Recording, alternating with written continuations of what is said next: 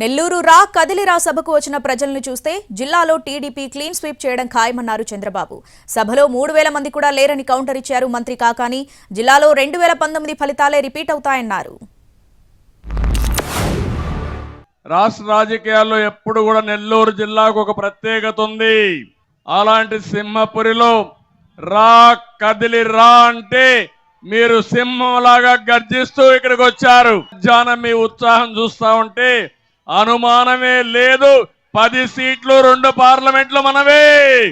తెలుగుదేశం జనసేన కూటమి ఈ జిల్లాను కాదు రాష్ట్రంలో కూడా మనం గవర్నమెంట్ ఫామ్ చేయాల్సిన అవసరం ఉంది.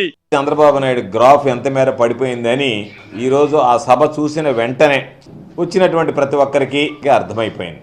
1,00,000 మందికి పైన జనం ఉన్నారు. 1,00,000 మందికి పైన 4,000 కుర్చీలు వేయలేకపోయారు, 3,000 తరలించలేకపోయారు. చంద్రబాబు నాయుడు మాట్లాడేటప్పటికి మీరు వేసినటువంటి 4,000 కుర్చీలు కూడా దాదాపుగా ఖాళీ అయిపోయాయి. కుర్చీలు 1-2 కాదు, సగం కాదు, దాదాపుగా ఖాళీ అయిపోయాయి. అంటే చంద్రబాబు నాయుడికి నెల్లూరు జిల్లాలో 2019 సీన్ మరలా రిపీట్ అవుతుంది. ఒక్క సీటు కూడా వచ్చేటువంటి పరిస్థితి లేదు. అది అర్థమైంది.